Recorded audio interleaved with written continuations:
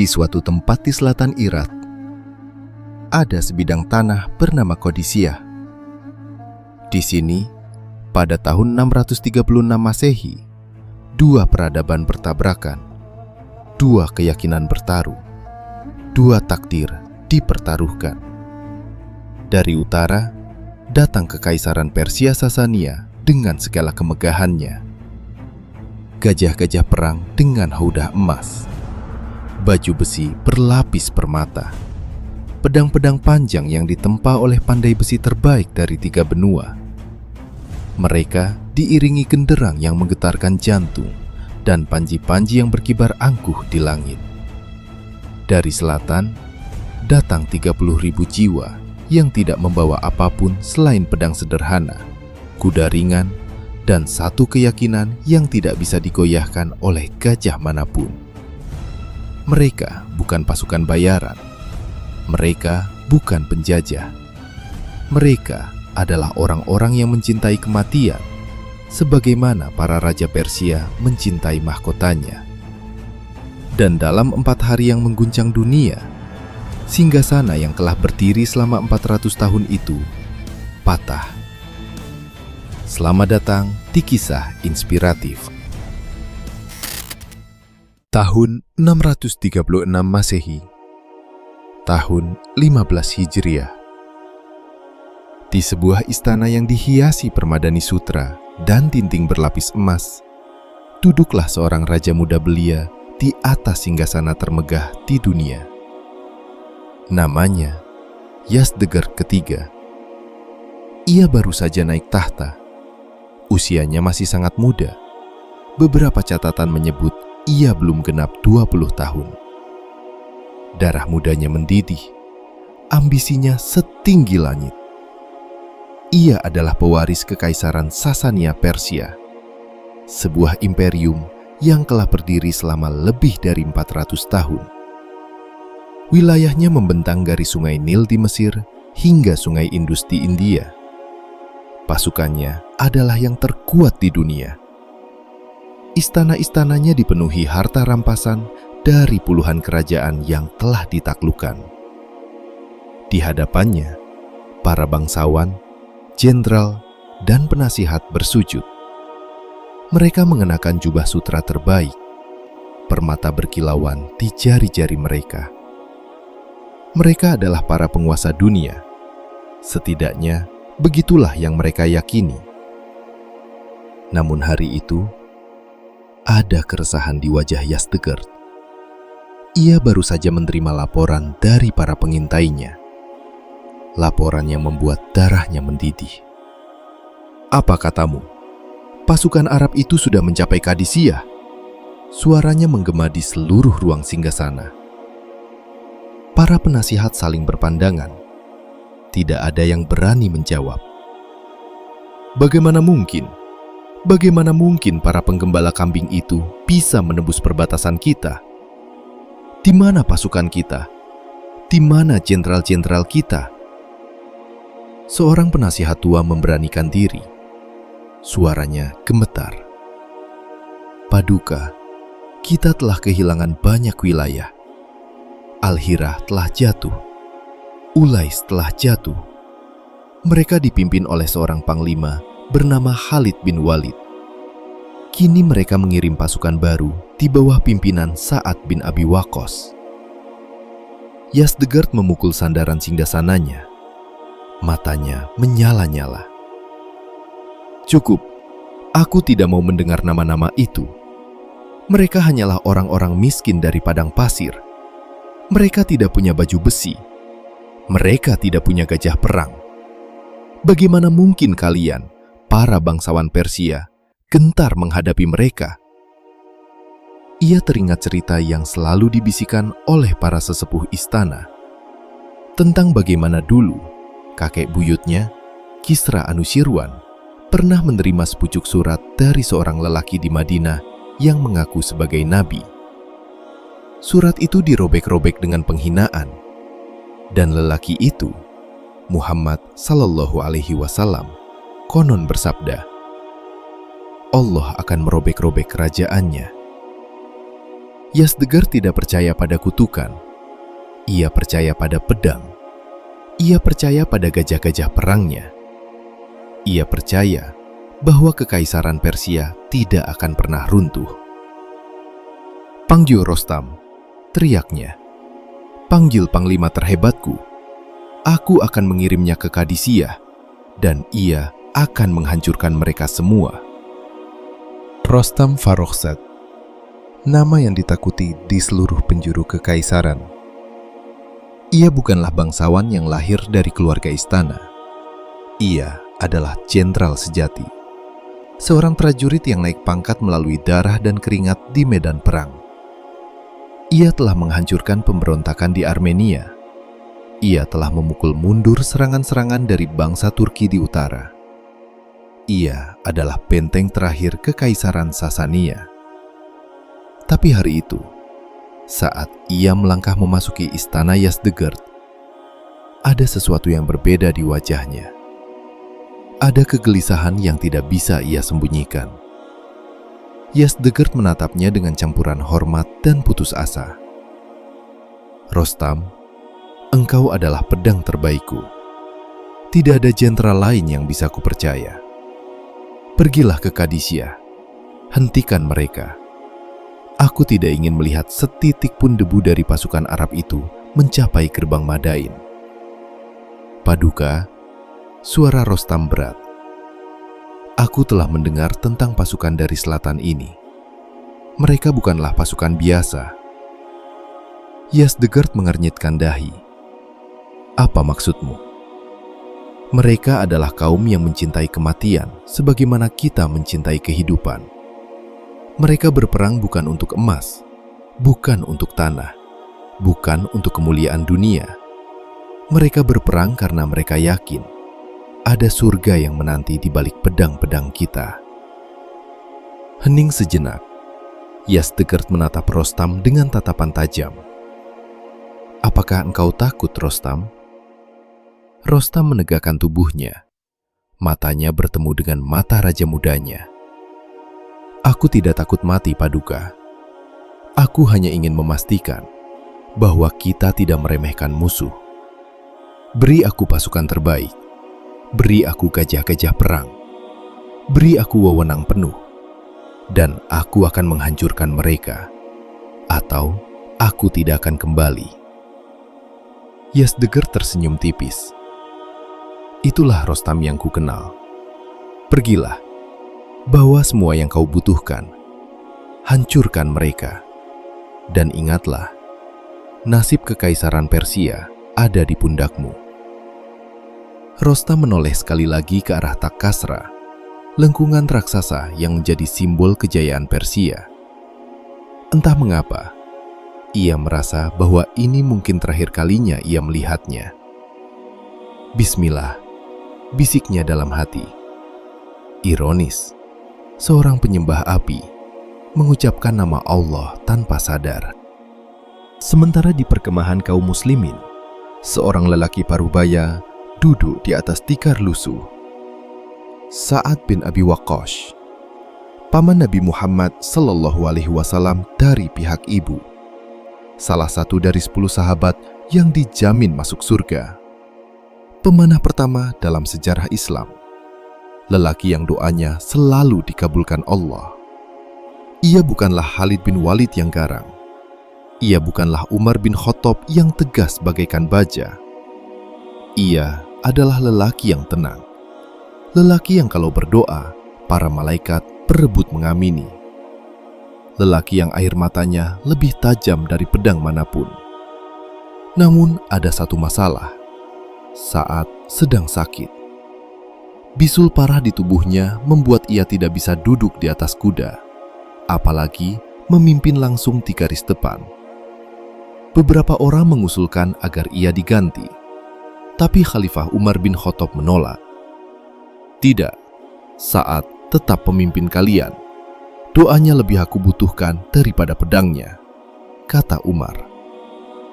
Di hadapannya ribuan pasukan telah berkumpul. Mereka datang dari berbagai kabilah. Sebagian besar adalah veteran perang Riddah.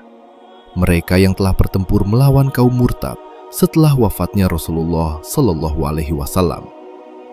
Sebagian lainnya adalah pemuda-pemuda yang baru pertama kali meninggalkan kampung halaman mereka. Jumlah mereka tidak lebih dari 30.000 hingga 40.000 orang. Persenjataan mereka sebagian besar adalah rampasan dari musuh-musuh sebelumnya. Perisai mereka dari kulit unta. Pedang mereka lebih pendek dari pedang Persia. Logistik mereka terbatas. Perbekalan air mereka menipis. Tapi ada satu hal yang tidak terbatas. Semangat mereka. Saat memandang wajah-wajah itu, wajah yang dihiasi janggut lebat dan dahi yang hitam karena sujud, ia tahu di balik mata mereka yang tenang tersimpan kerinduan yang mendalam. Kerinduan pada kematian di jalan Allah. Kerinduan pada surga yang dijanjikannya. Wahai tentara Allah, suara saat pelan tapi menusuk kalbu. Kita akan berhadapan dengan pasukan yang jumlahnya lebih besar dari kita. Mereka punya gajah, mereka punya baju besi terbaik, mereka punya segalanya. Saat berhenti sejenak, matanya berkaca-kaca. Tapi ingatlah, di perang Badar, kita hanya 313 orang melawan 1.000. Siapa yang menang? Kita, jawab pasukan serempak. Di perang Yarmuk, kita hanya 30.000 melawan 200.000 Romawi. Siapa yang menang? Kita. Siapa yang menolong kita? Allah dan para malaikatnya. Ya Allah, jika Engkau tolong kami hari ini, maka panji Islam akan berkibar di tanah Persia hingga hari kiamat. Tapi jika Engkau biarkan kami kalah, maka hari ini adalah hari terakhir bagi umat-Mu di tempat ini. Ya Allah, aku memohon kepadamu dengan nama-Mu yang agung. Turunkanlah pertolongan-Mu. Kirimkanlah bala bantuan dari arah yang tidak kami sangka-sangka. Hancurkanlah musuh-musuh-Mu dengan kekuasaan-Mu. Doa itu menggema di seluruh perkemahan. Para prajurit menangis. Para komandan menunduk. Bahkan kuda-kuda perang mereka seolah ikut terdiam. Dan Allah mendengar doa itu. Sa'ad bin Abi Waqqas tidak langsung menyerang. Ia mengikuti sunnah Rasulullah Sallallahu Alaihi Wasallam. Sebelum pedang berbicara, pena harus berbicara terlebih dahulu. Maka ia mengirimkan serangkaian utusan kepada Rostam Farrokhzad. Yang pertama diutus adalah Rib'i bin Amir As-Saqafi. Bayangkan pemandangan ini. Di depan kemah Rostam yang megah, dihiasi permadani sutra terbaik dari Persia, bantal-bantal bludru, dan lampu-lampu emas. Berdiri seorang Arab Badui dengan pakaian lusuh. Bajunya compang-camping. Kudanya tua dan kurus, pedangnya berkarat. Para pengawal Persia memandangnya dengan jijik. Rib'i tidak peduli. Ia masuk ke dalam kemah dengan menunggang kudanya. "Hentikan dia!" teriak seorang bangsawan. Kuda itu menginjak permadani Kisra. Tapi Rostam mengangkat tangannya. "Biarkan dia." Rib'i turun dari kudanya dengan tenang. Ia menancapkan tombaknya ke tanah, tepat di atas permadani sutra yang mahal itu. Para bangsawan semakin marah, tapi Rostam tetap tenang. Ia ingin melihat apa yang akan dikatakan oleh utusan aneh ini. "Apa yang membawamu kemari, wahai Arab?" tanya Rostam dengan nada merendahkan. "Apakah kalian menginginkan emas, tanah, jabatan? Katakan apa yang kalian mau." Rib'i menatap lurus ke mata Rostam. Suaranya tenang, tapi setiap katanya seperti pedang yang menusuk. "Kami datang untuk membebaskan manusia dari penghambaan kepada sesama manusia, menuju penghambaan hanya kepada Allah semata. Kami datang untuk mengeluarkan manusia dari sempitnya dunia, menuju luasnya akhirat. Kami datang untuk membebaskan manusia dari kezaliman agama-agama, menuju keadilan Islam. Rostam menatap Ribai dengan pandangan yang berbeda. Bukan lagi pandangan merendahkan, tapi pandangan takjub. "Berapa lama kalian memberiku waktu untuk berpikir?" tanyanya akhirnya. 3 hari, jawab Ribai. Tidak lebih. Setelah Ribai pergi, Rostam mengumpulkan para pembesarnya. Wajahnya muram. "Celakalah kalian," katanya dengan suara bergetar. "Jangan hanya melihat pada penampilan dan bajunya, tetapi lihatlah betapa cemerlangnya perkataan, pemikiran, dan jalan hidupnya. Sesungguhnya orang Arab tidak pernah bangga dengan pakaian dan makanan mereka, tetapi mereka benar-benar menjaga harga diri mereka." Beberapa bangsawan terdiam, tapi yang lain terlalu sombong untuk mengakui kebenaran. "Jenderal Rostam," seru seorang bangsawan, "jangan kau tertipu oleh kata-kata indah. Mereka hanyalah orang-orang padang pasir. Kita adalah Persia. Kita punya pasukan terbesar. Kita punya gajah. Hancurkan mereka." Rostam menunduk. Ia tahu, ia terjebak. Di satu sisi, ia menghormati keberanian dan ketulusan para utusan Muslim. Tapi di sisi lain, ia adalah panglima Persia. Ia tidak bisa mundur. Ia tidak bisa menyerah tanpa pertempuran. "Baiklah," katanya akhirnya dengan suara berat. "Kita akan berperang." Setelah Ribai, saat mengirimkan utusan kedua, kali ini adalah seorang pemuda yang lebih keras dan lebih tegas. Utusan ini langsung berbicara tanpa basa-basi. "Wahai Rostam, kami adalah tentara Allah. Kalian adalah tentara setan.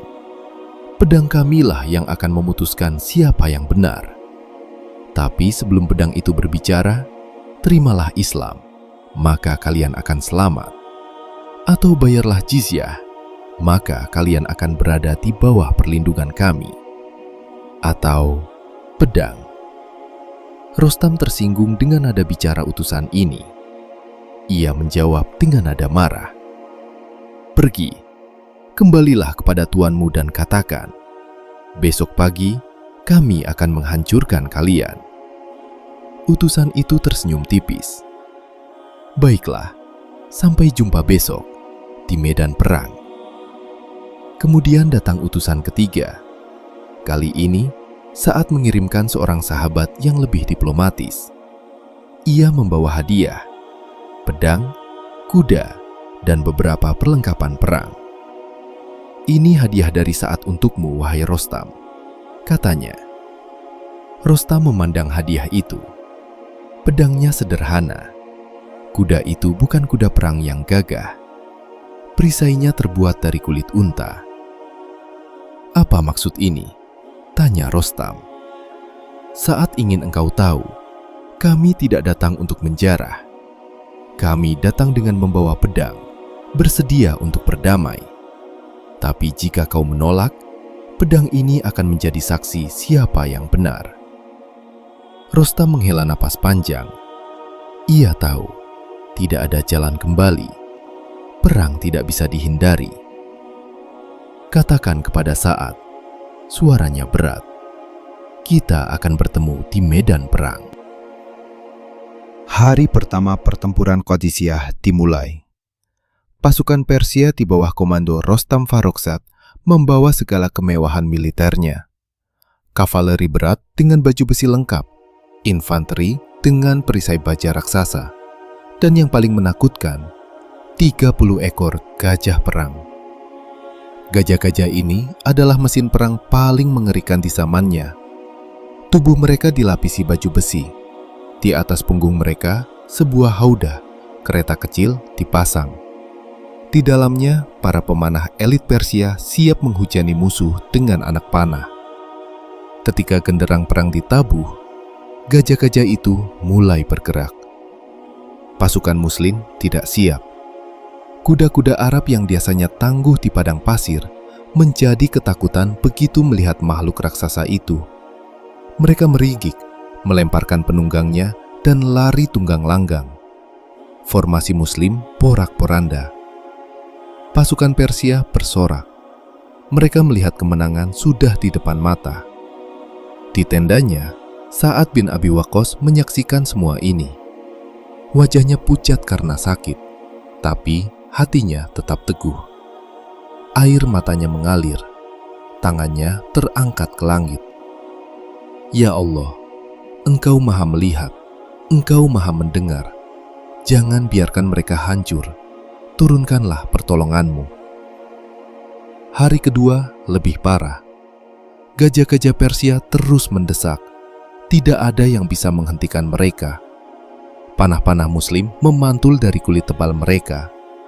Pedang-pedang Muslim tidak mampu menembus baju besi yang melapisi tubuh mereka. Namun di tengah kekacauan itu, muncul pahlawan-pahlawan yang tidak terduga. Beberapa prajurit Muslim mengambil keputusan nekat. Mereka melompat dari kuda dan berlari ke arah gajah-gajah. Mereka tahu mereka mungkin akan mati, tapi mereka juga tahu jika tali haudah di atas gajah itu diputuskan, kereta pemanah di atasnya akan jatuh. Satu persatu mereka mencoba. Sebagian besar mati terinjak-injak, tapi beberapa berhasil. Mereka memanjat kaki gajah, memutuskan tali-tali haudah, membunuh para pemanah di atasnya. Namun itu belum cukup. Gajah-gajah masih bergerak, masih menginjak-injak. Di tendanya, Sa'ad terus berdoa. Suaranya parau, tenaganya hampir habis, tapi ia tidak berhenti. Ya Allah, Engkaulah pelindung kami, Engkaulah penolong kami. Jangan biarkan musuh-musuhmu menang. 2 hari telah berlalu. 2 hari yang dipenuhi darah, jeritan, dan keputusasaan. Pasukan Muslim bertahan, tapi nyaris tidak bisa. Gajah-gajah Persia masih menjadi momok yang tidak bisa dihentikan.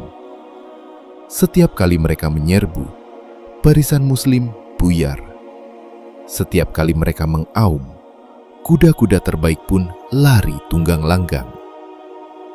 Di tendanya, Sa'ad bin Abi Waqqas masih terbaring. Bisul di tubuhnya semakin parah. Ia tidak bisa berdiri, tidak bisa menunggang kuda, tidak bisa memimpin langsung di garis depan. Tapi matanya tidak pernah terpejam. Bibirnya tidak pernah berhenti berdoa. Ya Allah, aku tidak bisa berbuat apa-apa. Hanya Engkaulah tempatku bergantung. Amir, Amir, bala bantuan telah tiba. Saat membuka matanya lebar-lebar. Dari mana? Dari Syam, pasukan yang dipimpin oleh Hashim bin Utbah dan Al-Ka'ka bin Amr. Mereka baru saja tiba dari Yarmuk. Saat terdiam, lalu air matanya menetes. Allahu Akbar, Allah Maha Besar. Engkau telah mengirimkan pertolongan-Mu. Mereka adalah pasukan yang baru saja memenangkan perang Yarmuk melawan Kekaisaran Romawi. Mereka telah menempuh perjalanan ratusan mil melintasi padang pasir. Mereka kelelahan. Kuda-kuda mereka hampir roboh. Tapi semangat mereka menyala-nyala. Di barisan depan, Al-Ka'ka bin Amr At-Tamimi, sang jagoan perang yang legendaris, turun dari kudanya. Ia berjalan ke depan, menatap pasukan Muslim yang kelelahan, lalu berbalik ke arah pasukan Persia yang berbaris di kejauhan. Suaranya menggelegar, memecah keheningan pagi. Wahai tentara Persia, kalian belum pernah berhadapan dengan Al-Ka'ka. Kalian belum pernah merasakan pedangnya. Hari ini, aku akan menunjukkan kepada kalian bagaimana prajurit Muhammad bertempur. Semangat baru mengalir dalam tubuh pasukan Muslim. Mereka yang tadinya hampir putus asa, kini berdiri tegak. Mereka yang tadinya hampir menyerah, kini siap bertempur lagi. Al-Ka'ka tidak hanya membawa pasukan, ia membawa harapan. Al-Ka'ka bukan hanya seorang petarung, ia adalah seorang ahli strategi. Ia telah mendengar tentang gajah-gajah Persia. Ia telah mendengar bagaimana kuda-kuda Muslim ketakutan dan lari. Ia tahu, selama gajah-gajah itu masih berdiri, kemenangan tidak mungkin diraih. Maka ia pun merancang sebuah taktik yang belum pernah terlihat sebelumnya dalam sejarah perang. Dengar, katanya kepada para komandan, kita tidak bisa mengalahkan gajah dengan pedang, tapi kita bisa mengalahkan mereka dengan ketakutan. Para komandan saling berpandangan. Apa maksudmu, wahai Al-Ka'ka? Al-Ka'ka tersenyum. Gajah adalah makhluk yang cerdas. Mereka bisa dilatih, tapi mereka juga bisa takut. Dan yang paling mereka takuti adalah sesuatu yang lebih besar dan lebih menyeramkan dari mereka. Ia menunjuk ke tumpukan kain dan kayu di sudut tenda. Kita akan menciptakan monster. Malam itu, di bawah sinar bulan, para prajurit Muslim bekerja tanpa lelah. Mereka memotong kain-kain besar, membentuk kayu-kayu menjadi tanduk dan sayap palsu, memasangkan semuanya ke kuda-kuda mereka. Kuda-kuda Arab yang biasanya lincah dan ringan, kini disamarkan menjadi makhluk-makhluk mengerikan. Dengan kain berkibar-kibar di sisi mereka, dengan tanduk-tanduk palsu di kepala mereka, dengan ekor-ekor panjang yang menjuntai, mereka tampak seperti monster padang pasir yang keluar dari legenda. Al-Ka'ka memandangi hasil kerja mereka. Ia tersenyum puas. Besok, gajah-gajah itu akan lari ketakutan. Saat matahari mulai naik, genderang perang ditabuh. Pasukan Persia melihat sesuatu yang aneh dari kejauhan. Mereka menyipitkan mata. Mereka belum pernah melihat pemandangan seperti ini. Apa itu? Kuda? Tapi kenapa mereka terlihat seperti monster? Apa itu? Teriak seorang perwira Persia. Sebelum mereka bisa memahami apa yang terjadi, Al-Ka'ka memberi perintah. Maju! Ratusan kuda yang disamarkan menyerbu ke depan. Kain-kain berkibar di belakang mereka. Tanduk-tanduk mengarah ke depan. Debu membubung tinggi di sekitar mereka. Dari kejauhan, mereka benar-benar tampak seperti sesuatu yang bukan dari dunia ini. Gajah-gajah Persia melihat mereka. Mata gajah-gajah itu membelalak. Telinga mereka mengembang. Belalai mereka terangkat tinggi. Dan kemudian mereka panik. Gajah-gajah yang tadinya menjadi senjata paling mematikan Persia, kini menjadi bumerang. Mereka berbalik. Mereka berlari ke arah pasukan Persia sendiri. Mereka menginjak-injak apapun yang menghalangi jalan mereka. Kavaleri Persia yang gagah, infanteri yang berbaris rapi. Semua hancur di bawah kaki-kaki raksasa yang ketakutan.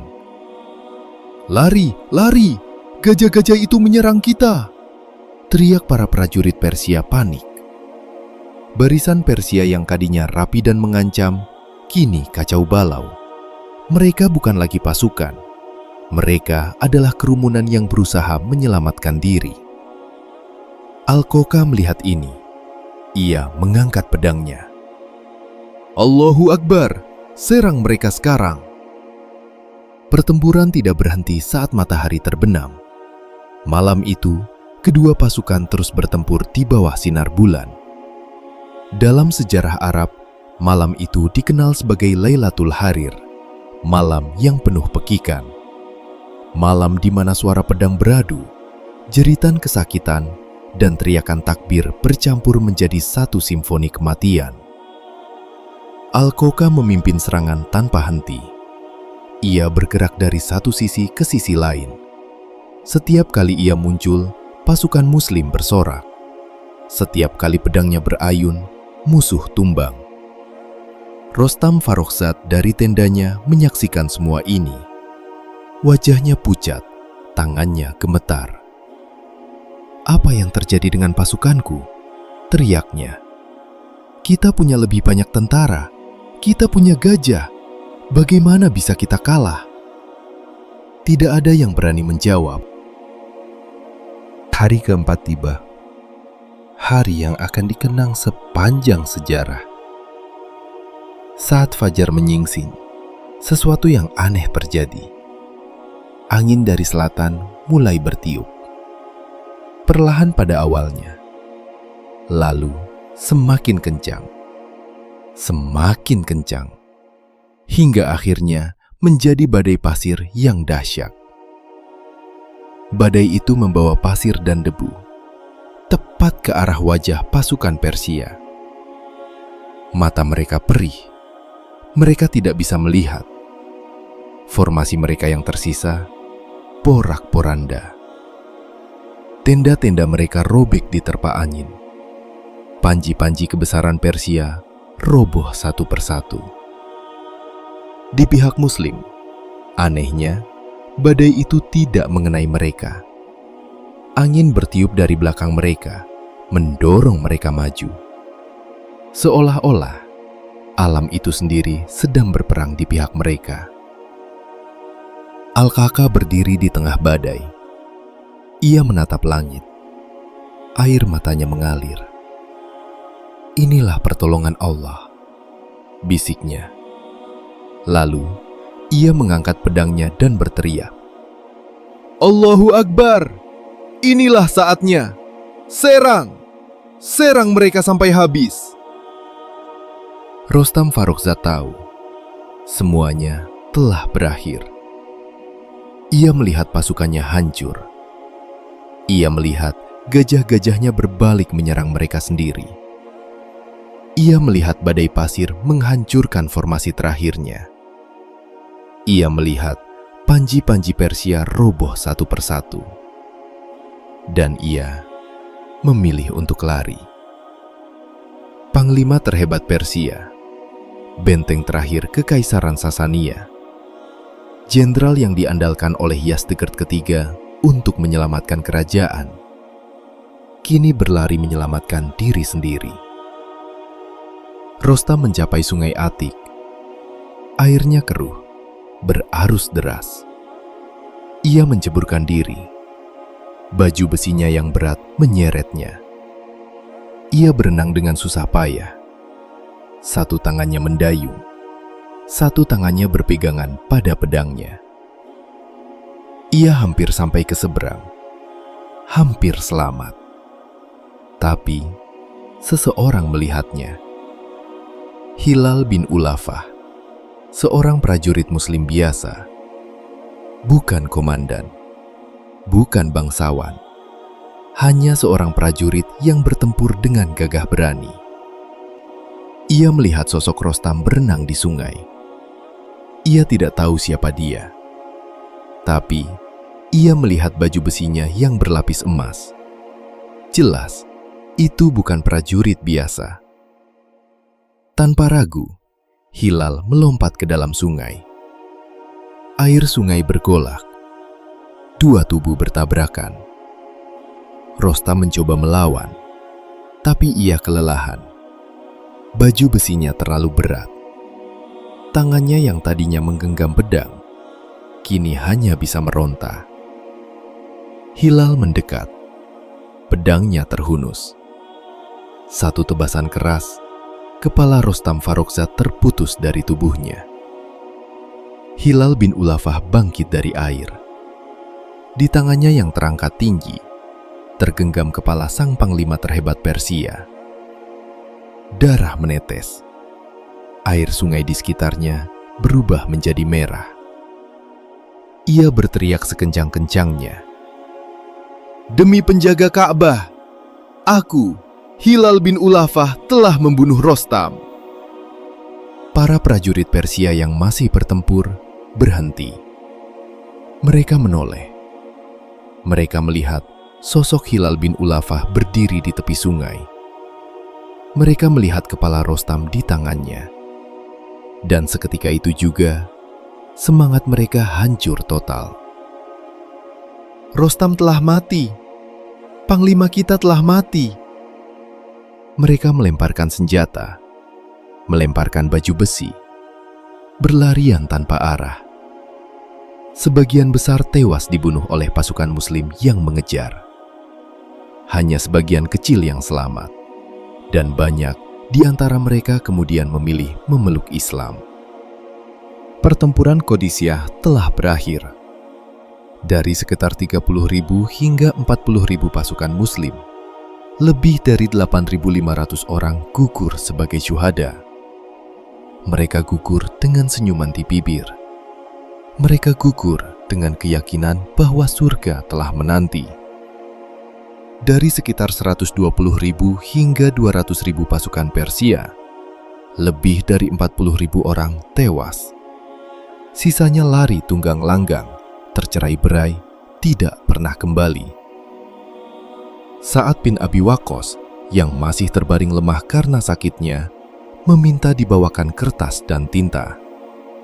Dengan tangan bergetar, ia menulis surat kepada Khalifah Umar bin Khattab di Madinah. Bismillahirrahmanirrahim. Wahai Amirul Mukminin, Allah telah memberikan kemenangan kepada kita di Qadisiyah.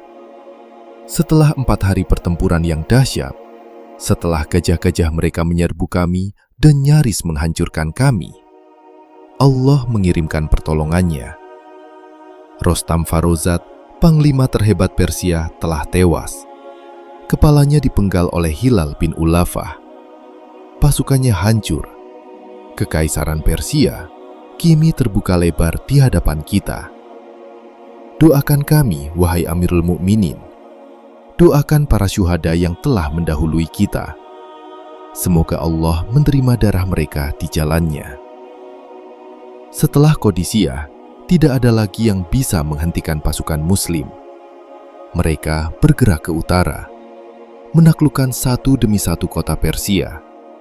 Hingga akhirnya, mereka tiba di Madain, ibu kota Kekaisaran Sasania. Kota yang dulunya hanya menjadi cerita dalam dongeng para pedagang Arab. Kota yang menjadi pusat peradaban Persia selama 400 tahun. Kota itu kosong. Yazdegerd ketiga telah melarikan diri. Para bangsawan telah kabur. Para pengawal telah meninggalkan pos mereka. Istana Kisra yang megah kini sunyi. Sa'ad bin Abi Waqqas berjalan memasuki Kasra. Lengkungan raksasa itu menjulang di atasnya. Begitu tinggi, hingga tombak terpanjang pun tidak akan mencapai puncaknya. Ia menatap ke sekeliling. Permadani sutra terhampar di lantai. Tiang-tiang marmer berdiri kokoh. Emas dan permata berkilauan di setiap sudut. Di salah satu ruangan, pasukannya menemukan permadani Bahar-e-Kisra, permadani musim semi Kisra, yang konon ditenun dari benang emas dan sutra terbaik, dihiasi ribuan permata yang membentuk gambar taman surgawi. Namun saat tidak terpana oleh semua kemewahan itu, ia berjalan perlahan ke tengah istana. Ia teringat sabda Rasulullah Sallallahu Alaihi Wasallam, sabda yang diucapkan bertahun-tahun yang lalu ketika surat beliau dirobek-robek oleh Kisra Anushirwan. Allah akan merobek-robek kerajaan Kisra. Kini, ia menyaksikan sendiri bagaimana sabda itu menjadi kenyataan. Air matanya menetes. Allahu Akbar. Engkau maha benar, wahai Rasulullah, bisiknya. Ia kemudian memerintahkan agar semua harta dikumpulkan. 1/5 untuk Baitul Mal Madinah, termasuk permadani Bahar-e-Kisra yang legendaris itu. Sisanya dibagikan kepada para prajurit sesuai dengan ketentuan syariat. Lalu ia berdiri di tengah istana. Ia menghadap kiblat. Ia mengangkat tangannya. Allahu Akbar. Suara takbir menggema di seluruh tak kasra. Raungan singgasana yang patah telah digantikan oleh gema takbir yang abadi. Saudaraku, pertempuran Qadisiyah telah berakhir 1400 tahun yang lalu. Tapi, pelajarannya tetap relevan hingga hari ini. Apa yang membuat mereka menang? Bukan jumlah, bukan senjata canggih, bukan baju besi yang berkilat, tapi keyakinan yang tidak tergoyahkan bahwa pertolongan Allah itu nyata. Saat mereka terdesak oleh gajah-gajah raksasa, mereka tidak menyerah. Mereka terus berdoa. Mereka mencari solusi. Allah pun mengirimkan bala bantuan dari Syam, memberikan akal untuk mengecoh gajah dengan kostum kuda, dan menghujamkan badai pasir ke wajah musuh. Kekaisaran Persia yang telah berdiri selama 400 tahun runtuh bukan karena lemah secara militer, tapi karena Allah telah menuliskan ajal mereka. Inilah pelajaran bagi kita. Saat kita menghadapi gajah-gajah dalam hidup kita, masalah keuangan, penyakit, musuh yang lebih kuat, atau tekanan yang menghimpit, jangan pernah putus asa. Jangan pernah merasa kalah sebelum bertempur. Selama kita berjuang di jalannya, pertolongan akan datang dari arah yang tidak kita sangka-sangka. Semoga Allah mengaruniakan kepada kita keyakinan seperti Sa'ad bin Abi Waqqas dan para mujahid Qadisiyah. Keyakinan bahwa tidak ada kekuatan di muka bumi yang mampu mengalahkan mereka yang hatinya bertaut kepada Allah. Jika kisah ini menyentuh hatimu, bagikanlah. Karena boleh jadi, satu orang yang tersadar hari ini adalah amal jariahmu di akhirat nanti. Sampai jumpa di kisah penuh hikmah berikutnya.